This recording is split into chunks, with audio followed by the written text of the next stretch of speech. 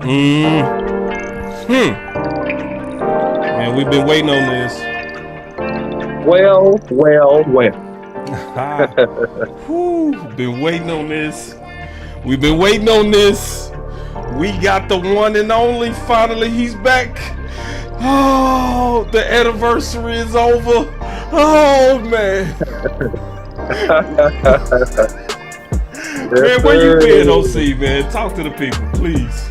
Man, look, I've been working, man. I've been working a lot, doing a lot of things. But listen, one thing I've been doing is I've been looking at these prospects. I've been looking at the needs of the Cowboys. And I got a lot to say. I got a lot to say today about what exactly the Cowboys need to do, how we should get down in this draft, in particular with the first pick in the NFL draft. Wow. All right. Well, we sure want to hear it, big dog. This is a big day, man. I'm excited for this, man, to be doing this, you know. So to catch everybody up, we promised y'all about a week ago that we was going to be going extensively through these film sessions. All right. So our first one today is Broderick Jones. Yes, sir. And y'all see, Boss Cowboy, he way in the back.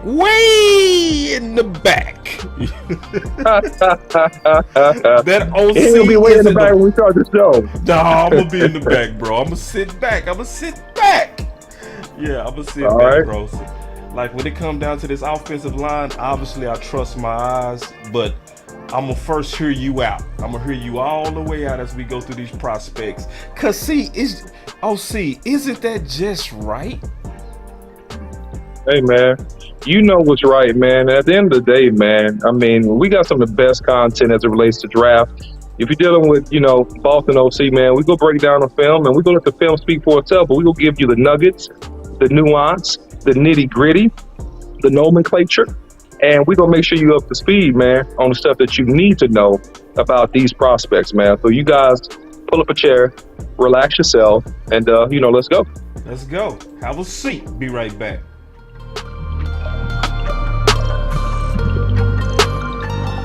Let's go.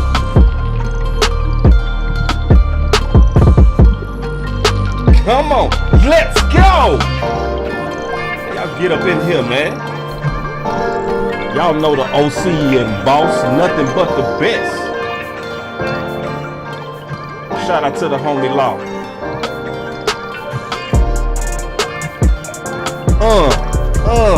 Come on. Let's go. Ooh-wee. Yeah, man. And the OC, I got some questions, dog. We gotta talk. All right, let's go. Let's get it. I'm ready. All right, let's go.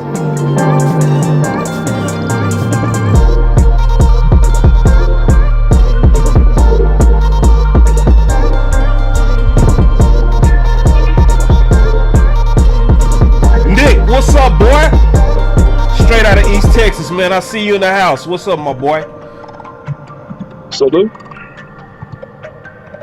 And hey, guys, before we get into the content, if you haven't already, don't forget to follow Boss Cowboy Sports. Like, share, subscribe. If you haven't subscribed already, what in the world are you waiting for, man? Follow us on YouTube, Instagram, Facebook, and Twitter. You can follow me, the OC100, on Twitter. Yes, indeed. All right, so we got the OC back. I'm excited. My boy was celebrating his anniversary. Obviously, family come first. So, man, listen, we not gonna even delay, bro. We gonna get right into it. Now, we doing these film sessions because I think it's gonna really shine a lot of light on something. So let's go. Let's go. The OC. The film breakdown. All right, so we kicking it off with Broderick Jones. Here we go. So when you talk about Broderick Jones, look at the bottom of the screen, the left tackle. And so what you like about him is the quickness, the really tremendous burst off of the football, the ability to move his feet and also to move in space. These things I'll highlight as we watch this film. Now take a look at him here, number 59. Now look at the footwork. Well, that's a good seal block. He's running his feet. He's doing his job, man. That's a really, really good job. And, running back runs into the traffic there. All right, so let's take a look at him. I do want to say one thing before you start going. What we did that's a little bit different is we looking at these guys versus first rounders too. First round graded guys. So we're not giving you film on nobody's. This is a look that's going to give you a good indication of what could possibly happen in the league, because this is first round talent. I'm sorry, OC. No, man, you got it, man. And so the thing that I like overall about Broderick Jones the most, well, not the most, one of the things I love is that the POA, man, point of attack. He's super strong at the point of attack, man. He does his job. He understands leverage, understands angles at a young age, and the sky's the limit. He's not even exactly where he's going to be in probably 2 or 3 years from now. So take a look at him here at left tackle and just notice his footwork, right? Good footwork, right? The guy runs upfield, he turns around, and he seals them. So fantastic job. And notice the quickness and the suddenness of his feet. And that is why, if he's available, and I think he will be, we should take a strong, hard look at picking him up at pick 26 with the first pick of this year's draft. And that's right, I said it, because he is a dual threat guy. He's a guy that you could easily play at guard. He's a guy that is showing you, and you'll see versus LSU versus another highly touted defensive end, what he can do from the offensive tackle position. All right, the footwork, he passes off the stump. He's looking for work too. Boom.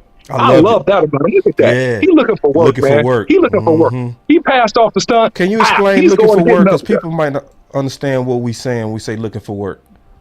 Looking for work means this. It means that, man, if your man went away and you're blocking air, in other words, you don't have a guy threatening you up the field trying to rush the quarterback.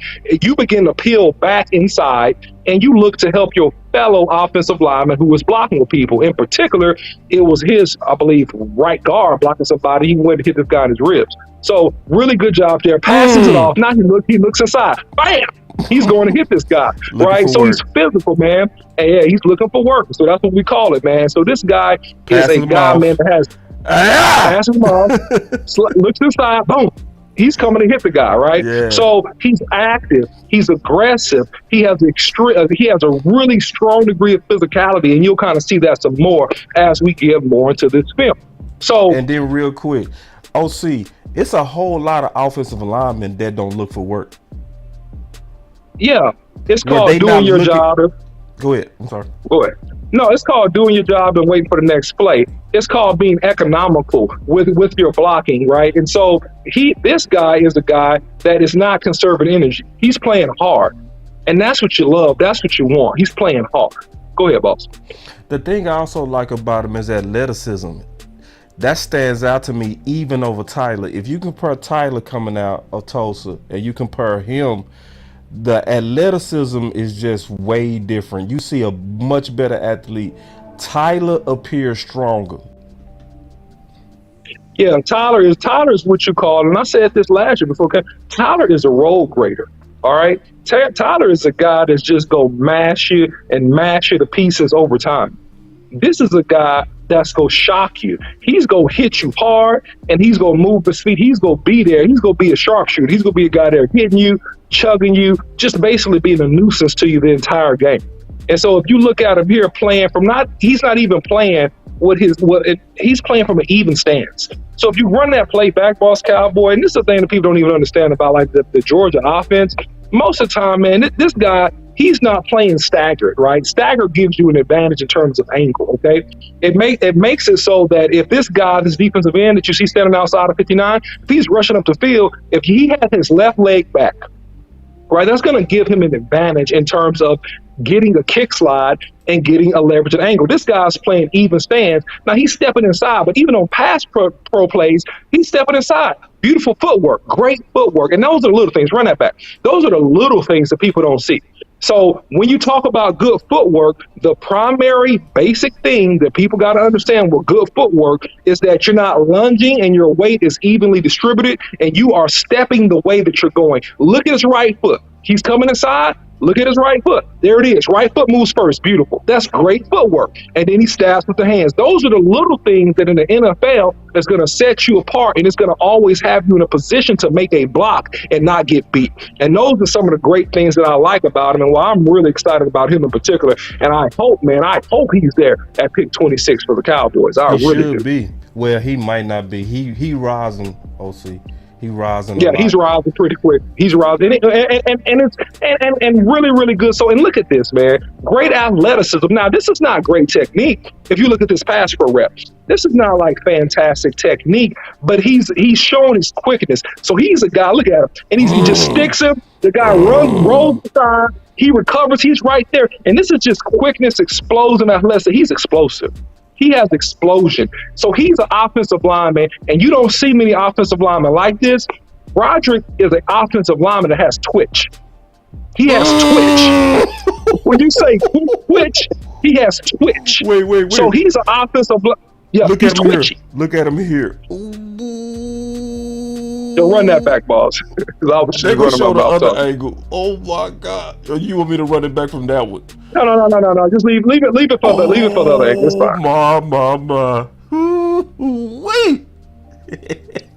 And so the Georgia offense, man, they ran a lot of screens, right? They ran a lot of screens where he would have to sprint out and kick out. And if you look at this, here he is here, going up the field, getting a hook block, and just being dirty, man, and just dogging people out, man. I mean, he just did a great job, man. Just a great job, man. I mean, he that's called landing on top of somebody's helmet. He landed on top of his helmet. They asked he landed. Who are we watching? So let me just break this down. The left tackle. We watching the left tackle, Broderick Jones. Now, this is why this is so important, because let's take a pause from the film. Let's just kind of go through this just real quick. This is why this is so important.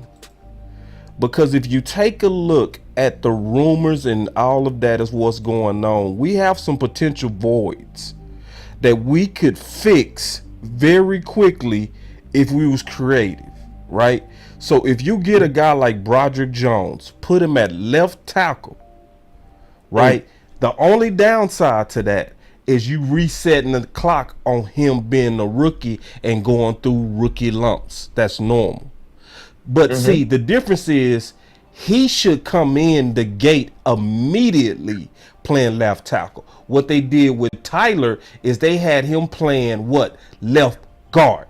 The whole training camp. So that likely had to do with some of the slow start that we saw out of Tyler. You know what I mean? So if you have a better training camp program, you should get the upside and potential upside from Broderick and super secure the offensive line. Did you have any thoughts on that, OC? Yeah, here's the thing. You don't have to rush Broderick if you got him to play left tackle. You could be just fine putting him in left guard, Boss Cowboy. Yeah. And he will be violent. He will be physical. He will be strong at the point of attack. He will come in and do a heck of a job. That actually, if his feet in terms of NFL pro pass pro sets, which I'm going to get into more as we get into this film, if that's not up to speed coming out the gate, then he's a guy. He's a hybrid player, and this is what I love about him. He can play guard or tackle either side.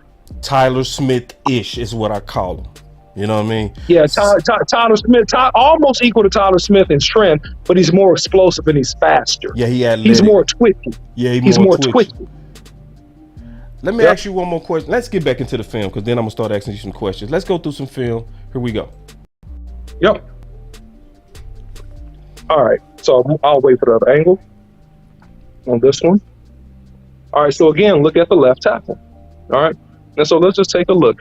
Again, he plays in an even stance. All right, so he's here and he's uprooting the guy, and he just does his job, man. He's uprooting the guy and creating just a little bit of space. I want to see him finish better on that play, to be honest with you. Right? Yeah. He did enough. I want to see him go all out. Yeah, and I want to see him finish that guy. I want to see him try to finish. Look at the violence. Hey, violence. This is what this is. Wait. And this is against BJ. This is BJ. This is a first rounder. Oh, that wasn't BJ. Come here. Oh my God! He hip tossed that dude. Wait. That's a Man, hip toss. Let me watch that again. Dog, he lifted that dude off his feet. What the? No, he picked him up. Shit, He picked him what? up. Say!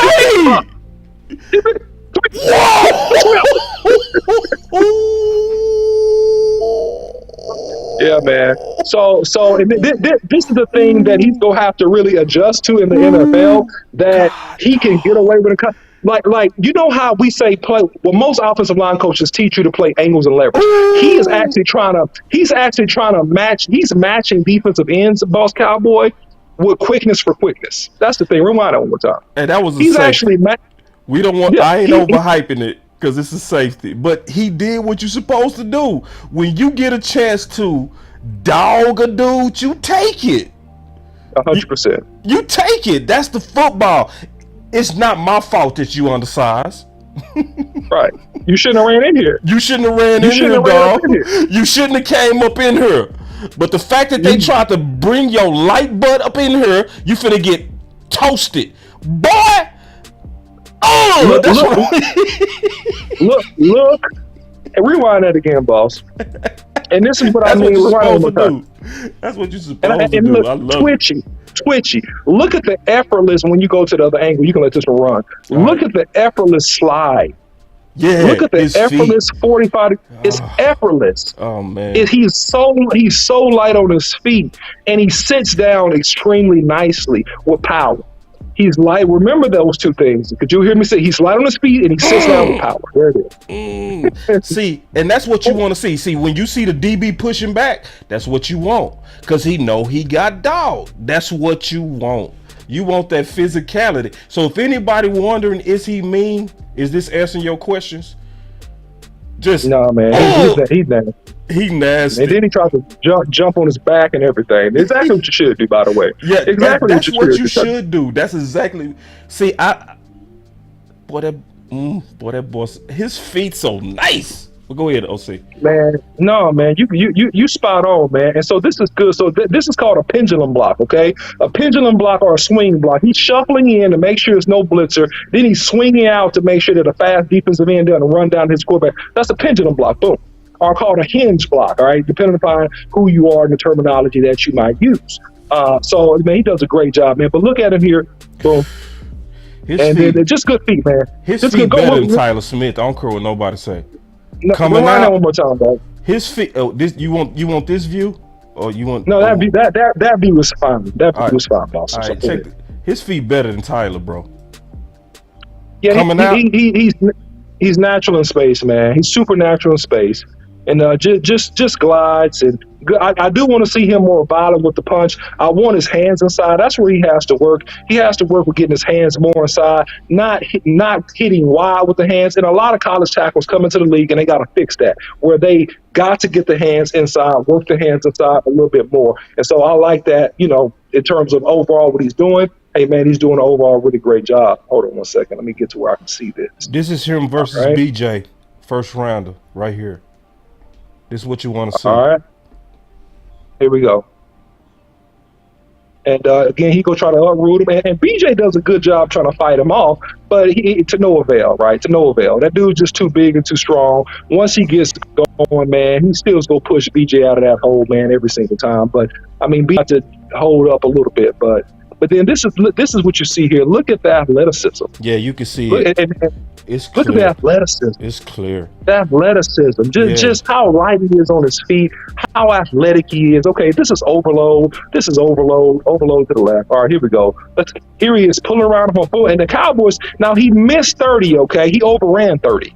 Right? He got there so quick he overran 30 on that particular play. But he's there. And the Cowboys historically last year like to run that crack toss with the offensive lineman pulling out of crack box. So he will be fantastic and perfect for that in terms of a literal play that the Dallas Cowboys run. But just extremely speed, extremely really just athletic in my opinion. All right, I want to show you this comment real quick. Let's address this, and then we'll go back into his film. He said Tyler earned a fair shake at starting left tackle no matter who we draft. What's your thoughts on that? Yeah, I think you're right. I may froze a little bit, boss. I don't know if I'm on your side. Okay, I might be coming back. All right, cool.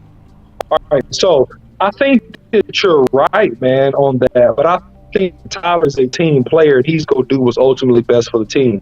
And Tyler has shown a amount of professionalism. I think that if you're going to move Tyler Smith at all, this will be the year. If he plays another year at tackle, and then you try to come and draft somebody and say bump inside, I think he's going to be resistant to that because it's getting too close to his second contract where he can make a whole lot of money. But I think that you're absolutely right. He's earned the left tackle position, but he will be a team player at this point in his career. See, and I said the exact same thing you said earlier, OC. I think we talked about that though. I think we did talk about that. Because we usually don't talk about this stuff before we do shows, but I do remember us talking on the phone about this one. So, and I'm gonna tweet this after I get off the show. I'm being all the way honest. I'm super tired of the Band-Aids at left guard. I'm sick of it. Oh, see, you froze? Okay. Yeah, you froze for us. No, I'm sick of we've been basically playing with left guard since Leary, bro. That's because we've been putting Band-Aids there. If we really, really, really want to get serious, in my opinion, if we want to get serious, go ahead and get real and move Tyler inside.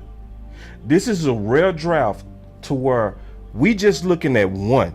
This is just one guy. We got 5 to 6 ways we can move Tyler inside. You know what I'm saying? So I feel you, Ron, and you right. He's earned the right. But I think the OC is right that we got one more year if we go even try to think about moving him inside, because he gonna start pushing back. You know what I mean? Because you playing with the man millions at this point. So tens of millions, not just millions, tens of millions. Yeah. While he young, yeah, you can, and he's a team player, and Zach Martin can tell him. Remember, Zach Martin told him the development you're going to get after playing both is going to be amazing. See, that's going to work for now. That's going to work for a little while, but then he gonna be like, Zach, if you don't get your old self out of here. So let's go through a couple of more films, and then we gonna talk some ball about this. Appreciate that, Ron. Good comment. All right. So now he's at the top of the screen. This is kind of the wide angle. But notice the footwork. Notice how he just tracks people in space, man. Just great job, man. These guys are him at LSU, man. These guys are backing off the football. They don't want him to hit them. They know he got a reputation for trying to throw people on the ground, and they don't want none of it, right? So just take a look at him here. Playing with an even stance. He's not even playing staggered. But here he is, up the field, and then you don't see him here, but yeah, he's trying to throw all around the football field, man. That guy's kind of just running away from him. He don't want him more. So here he is, just good. Really good base block, great feet, right? No, he's not susceptible to counter move. Look at the counter move inside. He's right. He got this guy locked out, showing great strength and footwork. So all at the same time. Boom, right here. Look at the counter move inside. Caught hand fighting. Nope. I'm right here. He drops with his inside foot, shuffles back inside, cuts off the counter rush pass move, cuts off the inside ankle. And that's all footwork. So he presses with the outside hand. The guy slaps, he replaces, presses with the inside hand, slides inside with his power foot, and cuts off the counter pass rush move. All right, here he is here just being real big and strong, man, and being physical. And then there he is, man, helps bring his running back. So we'll take a look at the other angle, and we'll be able to kind of get into this a little bit more. So if you look at him, man, the thing is that remember Suttonness. Remember I said, POA, point of attack, strong at the point of attack, right? Boom. He watched those guys inside, man. He combo blocked, right? Chip, the defensive end, came with the inside line, pushes him inside, and running back sees it and pops it outside. So great job by him. All right, good combo block there. Here is, this is a play that, hey, he needs to get inside a little bit faster, right? On this play, man, he gives up the inside leverage. Check your Wi-Fi. Check your Wi-Fi. Make sure you still hooked up. Because you breaking up you weren't breaking up like this when you first came on. So just double check it real quick. Yeah, I'm still hooked up. Okay, so you're not having no problems? Okay. Because you was starting, the Wi-Fi monster was getting crazy. Okay. Okay. Right. So anyway, I want to go through a couple of more things with you. Is there any more film you want to go through? Man, I think we've seen a good sample size of him. We could do this all night. You know, I can do this all night. But man, however you want to take it, I'm cool with it. All right, so I think we kind of got the basic idea of what we're dealing with, right? Especially when you're looking at him versus competition at LSU. Now, we didn't see a lot of matchups between him and BJ. That's smart. Why would you have BJ going against him, right? Which is saying a lot that for the most part, they really tried to keep BJ away from him, you know, which is good. They saying they respect him. So keep in mind, y'all, we will be going through a lot of these film sessions, a lot of these. So we have so many of these guys already queued up. Okay. But I want to ask you a couple of questions, OC, and kind of go back and forth with you just real quick. So let me pull this up. This is the PFF. All right. So, and I always ignore the grades of PFF. I just ignore that. I don't trust PFF on grading. I look at the raw data more than anything. Now, let me say, and I already did this earlier, but I didn't do this with the OC. So, real quick, when I'm looking at the data, right, and we looking at the sacks, I'm gonna just be quiet and I'm gonna let you tell me where do you think the breakdown is from looking at this list? I mean, Zach Martin, he was with no sacks. Yep, Zach had no sacks. So with the most reps. And then McGovern and Connor McGovern had. And that's not true. Zach gave up a sack or two. I've seen Zach give up a sack or two. So that's really like. See, PFF? I don't know. Man. Yeah, Zach didn't give up a couple few sacks. Man, no offense to Zach. Zach is still a great player. Dude is giving up some sacks. McGovern, yeah, obviously he's giving up some sacks, man. Well, let me see what they got. My guy Tyler Smith. Yeah, Tyler Smith did give up 6 sacks. So that part is true. But then they giving the sack on the backs. They attributing the sacks on the backs. And then, Zach is not flawless. No offense, man. He's really good, but up a couple sacks. No offense. Yeah. Where's the breakdown? When you say breakdown, define breakdown. Offensive line. What's the breakdown of the offensive line? Yeah, man. So you got Zach giving up 0 sacks. You got Connor, giving up 2 sacks. You Tyler Smith giving up 6 sacks, and I don't see anything else beneath Tyler Smith if you were getting at that, because I don't see it from where my screen is.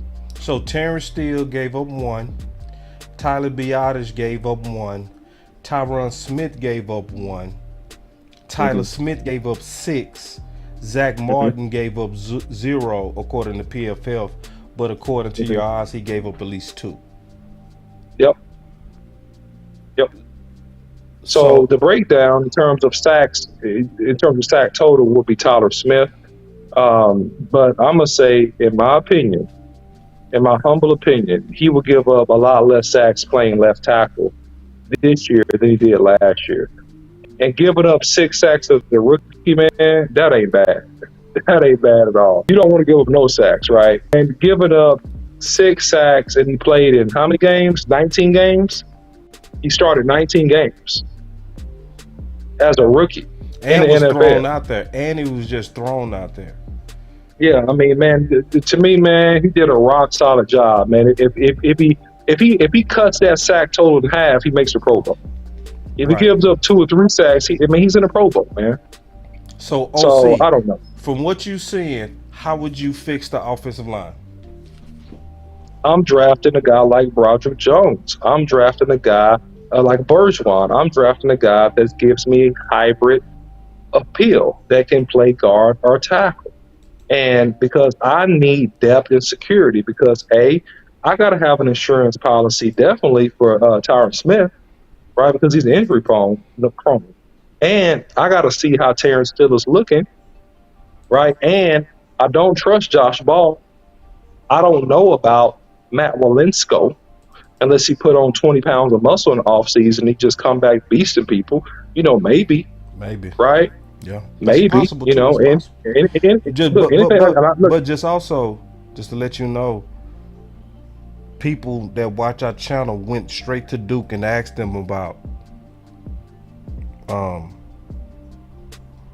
Matt Walensko, and Duke was like, no, publicly. Yeah, man. Well, me and Duke think alike on that, because I said this about 3-4 weeks ago. Now I said I'm not sold on Matt Walensko. Matt Walensko as an NFL starter, bro, as like holding up, bro, like, bro, no, bro, that's a value pick. That's a guy. He's like an emergency tackle. That's just my opinion, bro. Matt Walensko, no, bro. I'm sorry. I don't. But Josh Ball, no.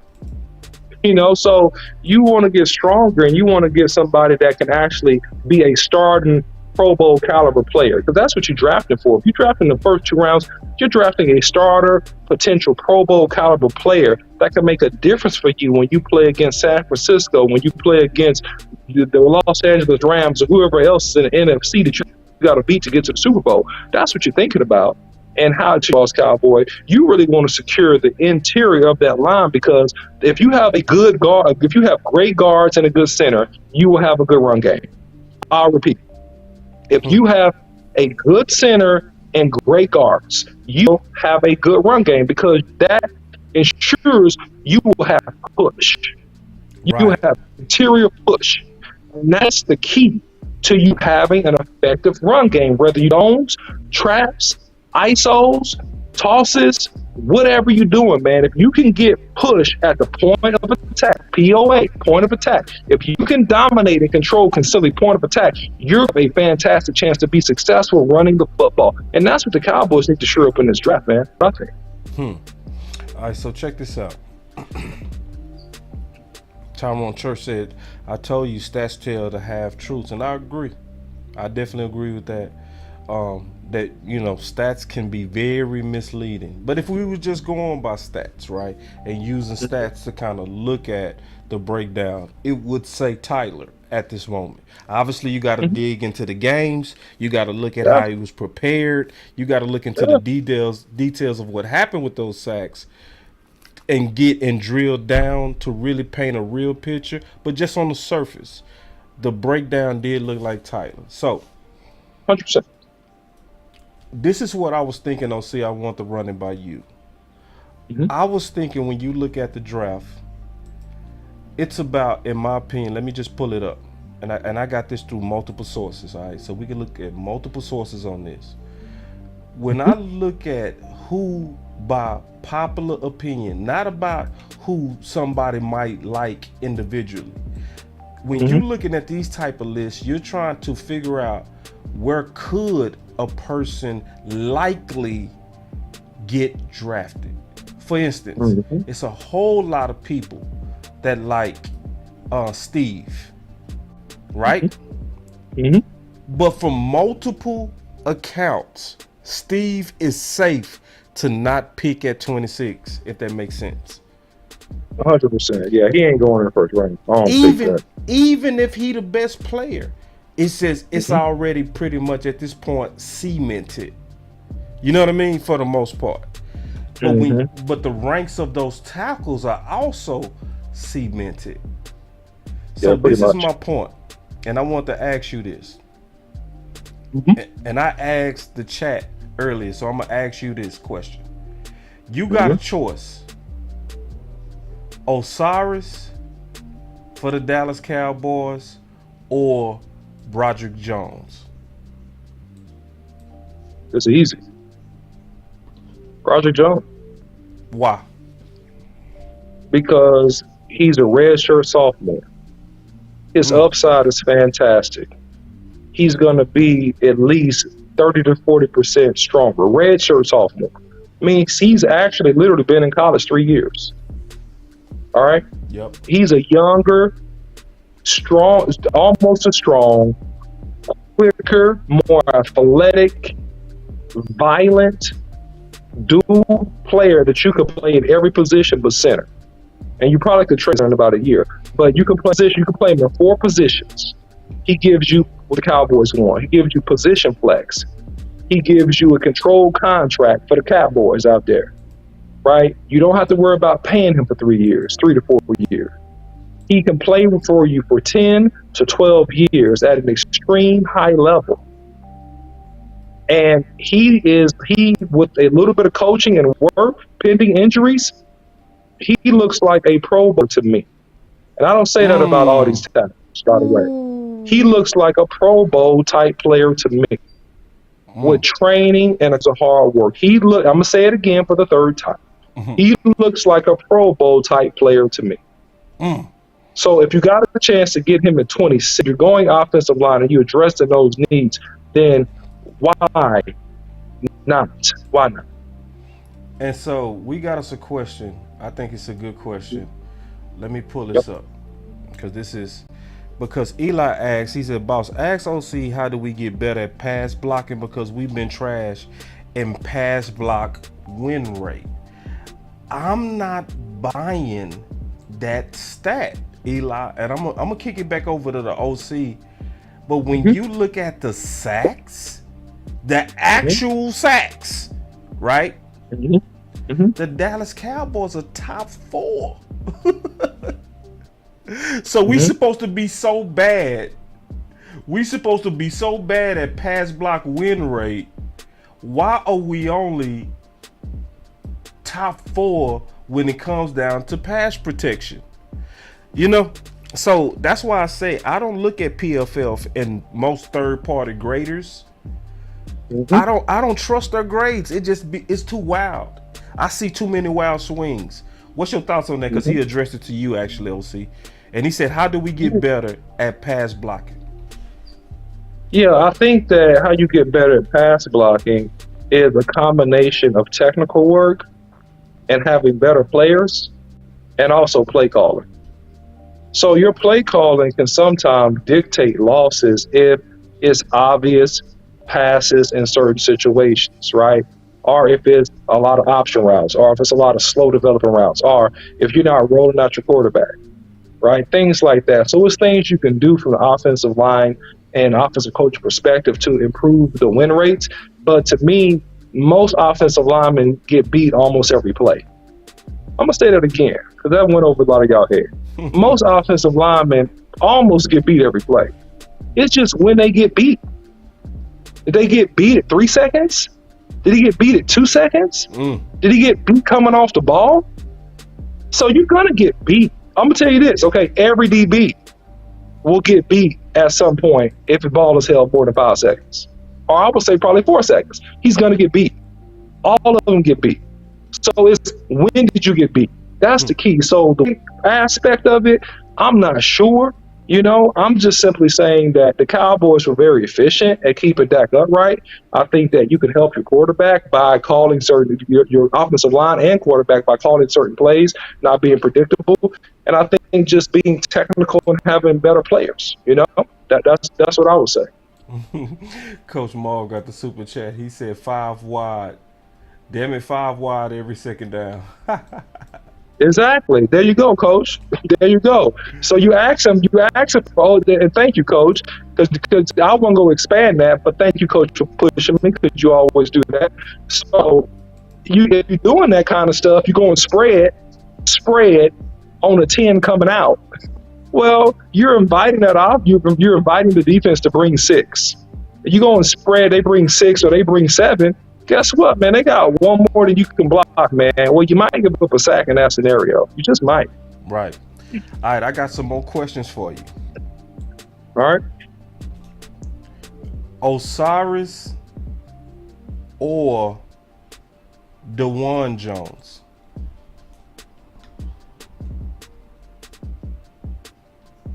DeJuan Jones. Okay, DeJuan why? OC, why? Because, I mean, that's easy. You asked me easy questions. I thought these were going to be hard. So, this is hard.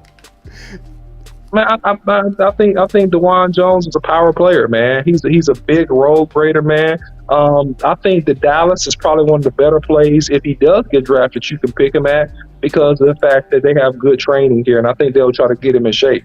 You'll get him in better shape, man. But I think, man, I mean, he's a big plug and play player. I don't think we do draft him, Boss Cowboy, because he's only a right tackle. He doesn't give you the position flex. I don't think he has the bend in his hips to go inside and play guard. I don't think that. I don't see that in his game. But I think that draft, then you're not starting him at left tackle. I don't think he has the feet for that. Then where do you go with Tyron Smith? And where do you go when you have Steele come back? Right, a whole bunch of depth and a whole bunch of flexibility, and there's different things you probably could do with us. But I think he'll be the better person to give you the short answer. Yes. So I'm gonna be honest, OC. I think he is the.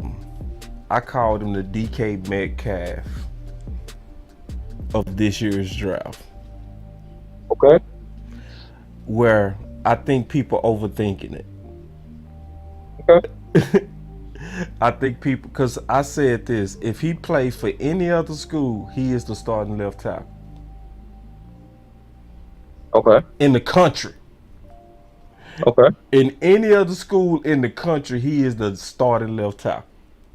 And I was talking I was talking to Coach Q today, and we was talking about right tackle versus left tackle with DeJuan Jones, with Paris versus DeJuan, right? And he was like, man, I'm going to be all the way honest. All right. He said, man, we put Paris generally likely at left tackle because he got better feet. He said it's generally kind of like coaches being lazy. That's what, you know what I mean? He was like, that's just kind of how I go. And then once they kind of get to going there, they're your guy. You know? So, yeah. So you agree with that? You agree with that? I agree with that sentiment. I know where you're going with that, so I'm gonna cut you off at the pass. All right. Look, listen. Paris got the better feet. He's quicker. He's better. He's more fluid in space. Okay. Right. That's what it is. That's why he's a starting over DeJuan. DeJuan is a long, strong, powerful dude with adequate feet, but can struggle with twitchy and fast speed rushers. And so I think that you get this on both sides of the ball right now in the NFL, right or left tackle. You go get twitchy, fast dudes.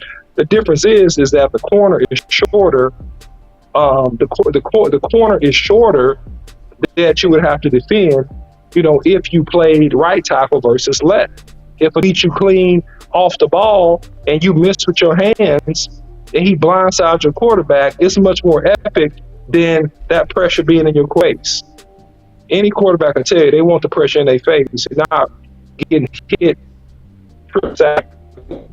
knocked out, because they see he's about to tag him. So that's the thing that scares me about him. It's just his fluency in space.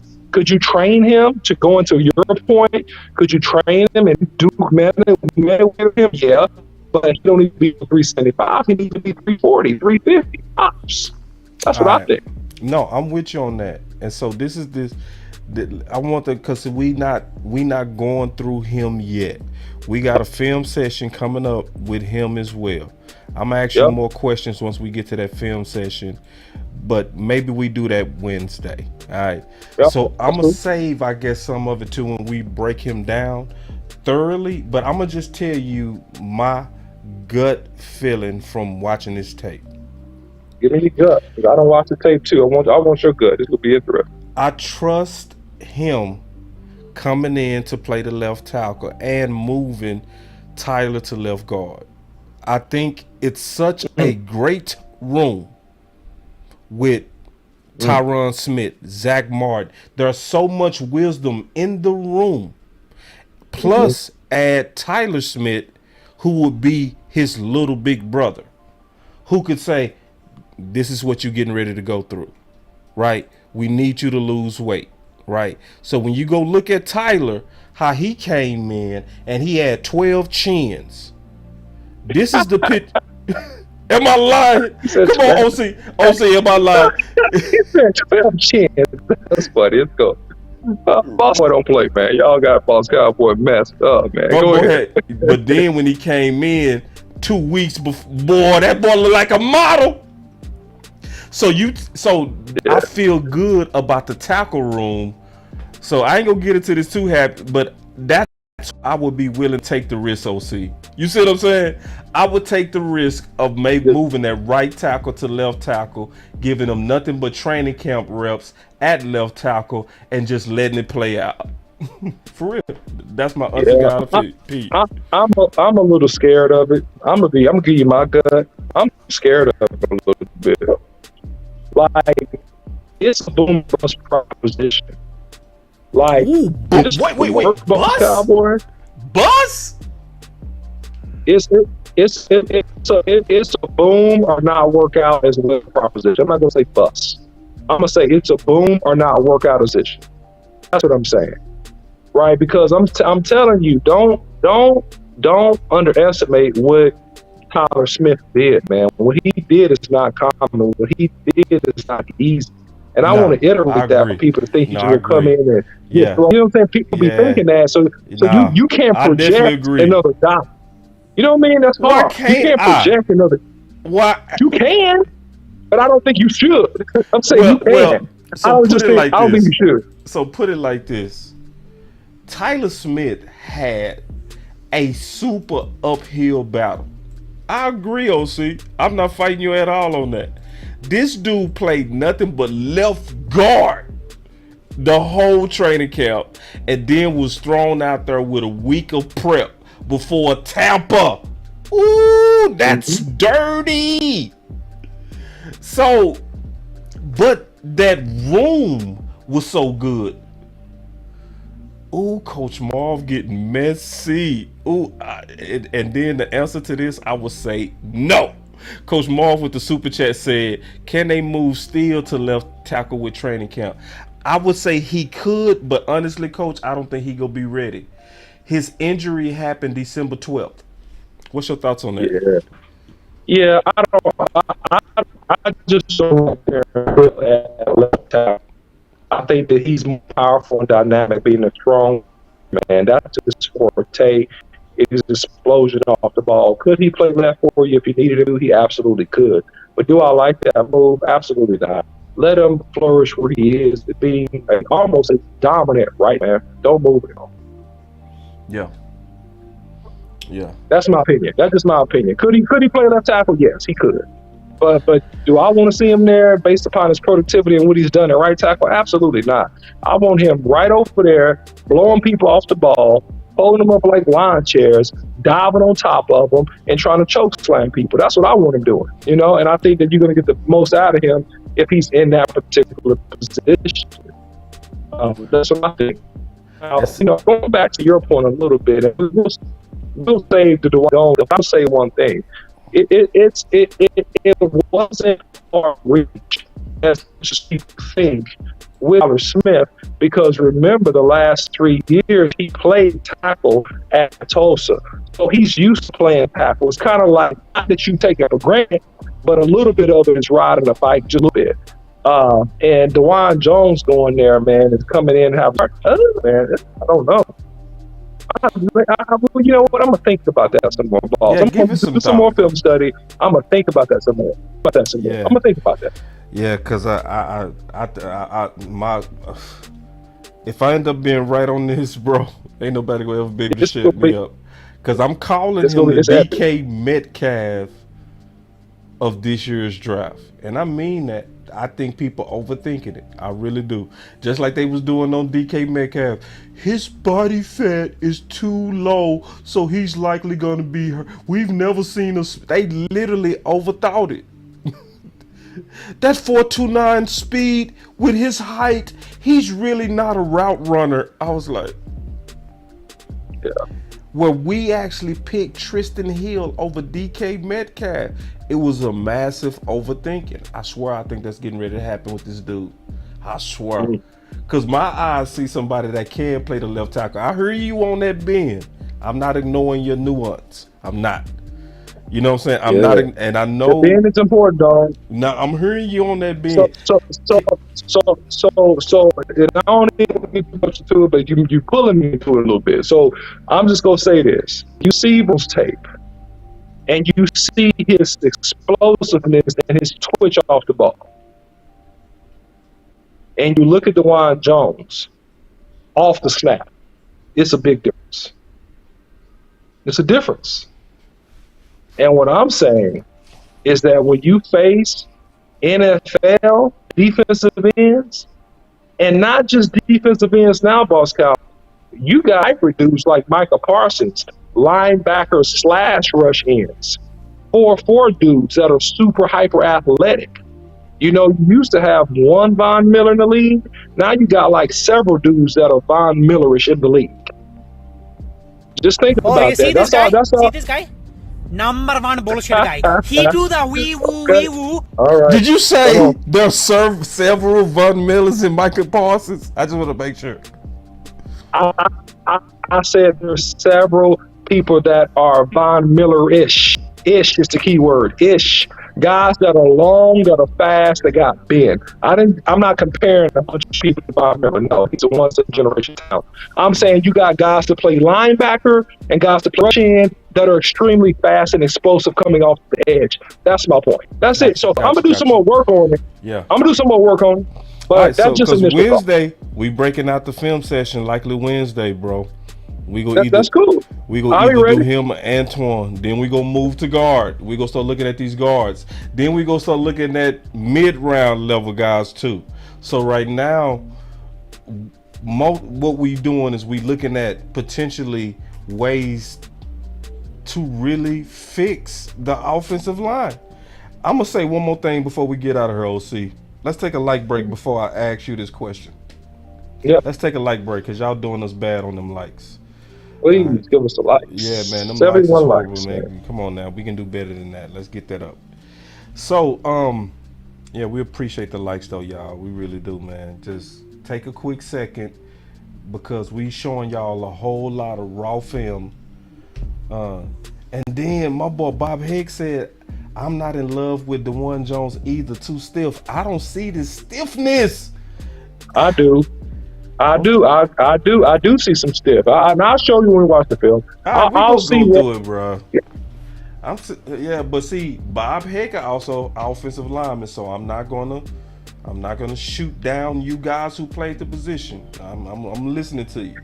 I just don't see it. But make sure y'all hit that like. All right. So.